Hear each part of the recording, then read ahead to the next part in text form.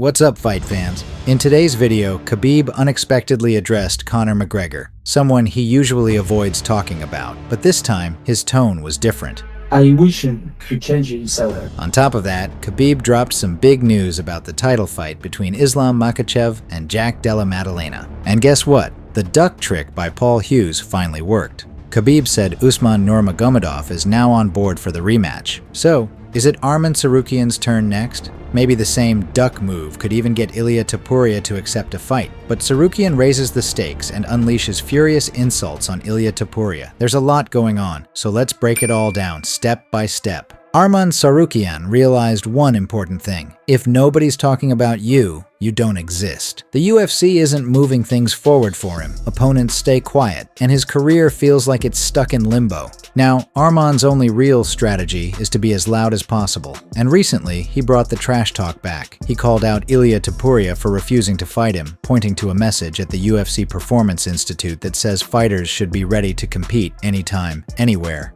He posted, "Islam has a great quote at the UFC PI. He'll fight anybody, anytime, anywhere.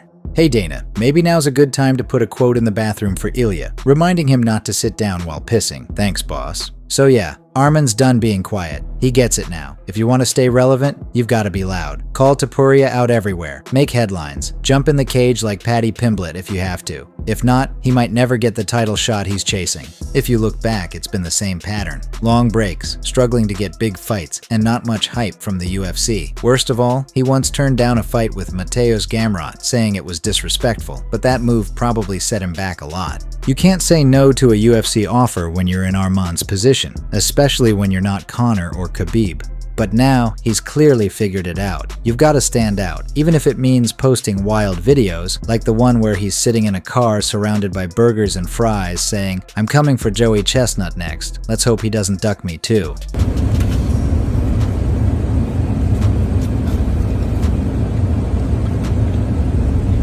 It was funny, but it was also smart, because in today's UFC, being respectful and silent gets you nowhere. Fighters who want a title shot have to create noise, and Arman is finally doing just that. And guess what? The duck stunt works. For example, Paul Hughes' duck stunt finally worked. When Usman Nurmagomedov kept avoiding talks about a rematch, Hughes stopped waiting.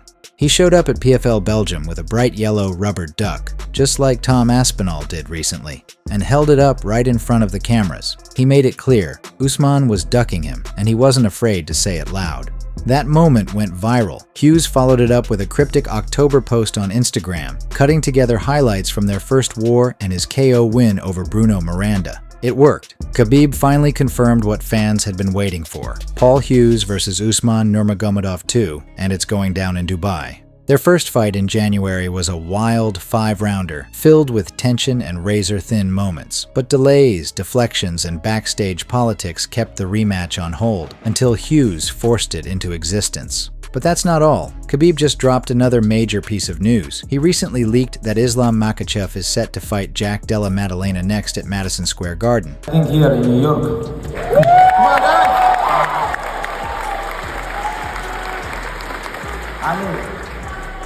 But they promised us. Be quiet, please. I think the manager. He's now upset because I give information. But this is his deal with UFC. I don't deal with UFC. This is his problem. But we have deal with them. He's gonna fight in Madison Square Garden, and they say yes. If this gets confirmed, it's going to be one of the biggest fights we've seen in the UFC in a while. But that wasn't the only surprise. In a rare moment, Khabib also spoke about Conor McGregor, someone he usually avoids mentioning. This time, though, his tone was different. Instead of throwing shade, Khabib expressed hope. At an event in New York, he said, And I told them, I'm gonna change not only your face, I'm gonna change your minds.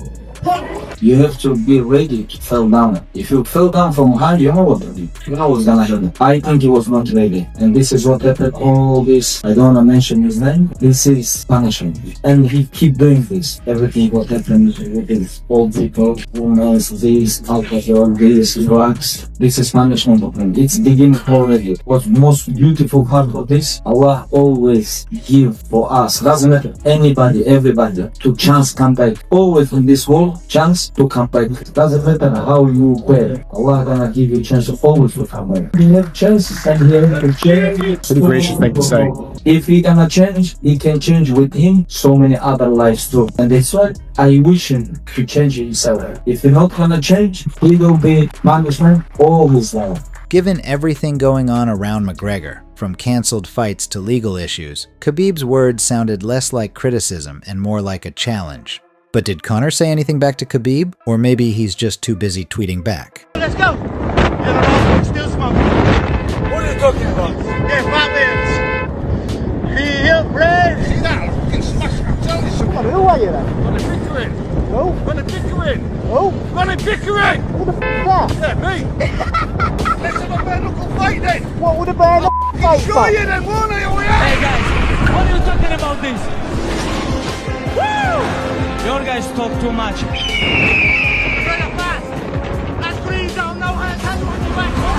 Sean O'Malley isn't buying into Khabib's idea of removing rounds from MMA. Khabib recently said fights should be non-stop. No rounds, no breaks, just pure action until someone wins. But O'Malley completely disagrees. I wanted to ask you this because it was kind of going around Twitter today because Khabib said that he thinks there should be no rounds. He thinks it should just be either 3 or 15 minutes, all consecutive, no breaks, or 25 minutes for title fights.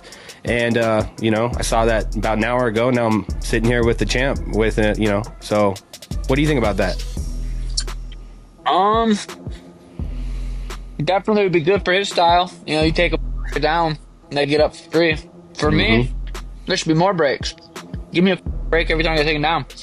Give me 2.5 minutes to recover too.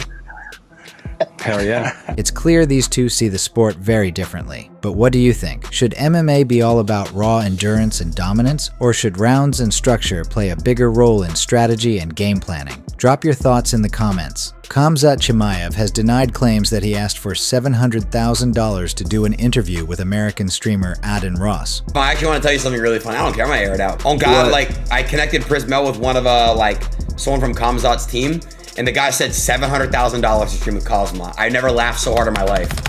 What the Yeah, it was insane. 700K? Yeah. Chimaev was quick to shut it down himself. Who is this bullshit gay? Chimaev wrote on social media. Not long after, Adin Ross posted a video where he explained what actually happened. He talked about a conversation with Ali Abdelaziz, Islam Makhachev's manager, and basically admitted he got it wrong. Today, Ali, Islam's manager, called me, Ross said. He told me, I don't think you spoke to Khamzat's real manager. Then he gave me the number of his actual manager, so maybe we'll still do a stream with Khamzat. Of course. Hey, this guy asking if Russia have Wi-Fi.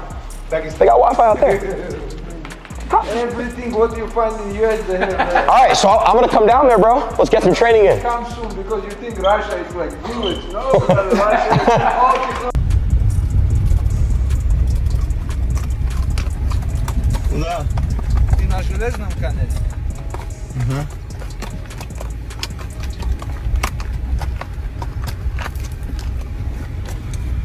In just 2 weeks at UFC 319 in Chicago, Chimaev will try to take the middleweight title from South African champ Dricus du Plessis, who's stepping in for his 3rd title defense. Du Plessis isn't just defending his title, he's chasing greatness. The champ said he wants to leave a legacy and be remembered as one of the greatest fighters of all time. For Hamzat's first, I want to be the greatest to ever do this. But Hamzat's next. Khamzat is next. I want to make sure that this belt, the middleweight title, that there's no question that I'm the GOAT. So it looks like this fight is going to be an all-out war. Lately on my channel, we've been posting a lot of videos about Ben Askren, and many of our viewers have really shown support and concern for him. Well, now Ben Askren has shared a new update on his health. In a recent post, Ben looked noticeably better, healthier, more energetic, and with that classic Askren attitude. What's up, guys? I believe this is update number 8. Yeah, I'm still in the effing hospital. Came on Monday for a checkup. They said something was infected, and now it's kind of just been thing after thing after thing. And so, have the totally Stockdale paradox, and I'm gonna be out of here sometime. I just don't know what it is. So I had to just tell myself that, tell myself to be patient, and not get too frustrated. And the topic I want to talk about today, besides that, would be pride, right? And so man, this has been a really, really humbling experience. Because, before this, I was pretty much totally self-sufficient, pretty much did everything myself, took care of myself, didn't ask for help. But man, when you can't, like right away when I couldn't walk and talk, I asked for help, right? And even now, especially when I'm at home, got to keep asking for help because I can't do much myself at all. So that was kind of humbling, and it was good. And then, the way I see pride or ego, they hold so many people back in life. The biggest thing I can relate in wrestling to it is there's certain kids that have too much pride and they're unwilling to admit what their bigger problem is, right? And so if I can tell a kid, hey, this is your problem, and they don't have ego, they'll work to solve that problem because they trust me, and I have the best interest in mind, and I'm their coach, right? And if they have too much pride, they're always going to make an excuse for why that big problem is really the problem, right? Like if their cardio sucks, they're not tough enough, they're going to sometimes say, oh, I just had a bad day, I was tired, I didn't sleep well, make excuses like this versus solving the real problem. And that same kind of thing happens in regular life also, is people with too much pride don't want to admit what their bigger problem is. A lot of times they don't want to admit they have a problem at all, but to outside looking in people, it's obvious they have some issues, and if you acknowledge what your problem is, you can solve your problem. But if you're unwilling to acknowledge you have a problem, you literally can't solve it. Can't do it, right? You have to acknowledge the problem before you can solve the problem.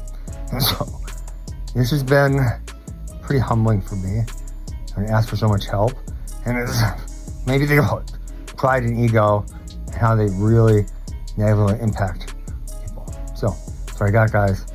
I'll keep updating you. Hopefully I get it here at some point. If you liked the video, don't forget to like and subscribe to the channel. We will be very grateful.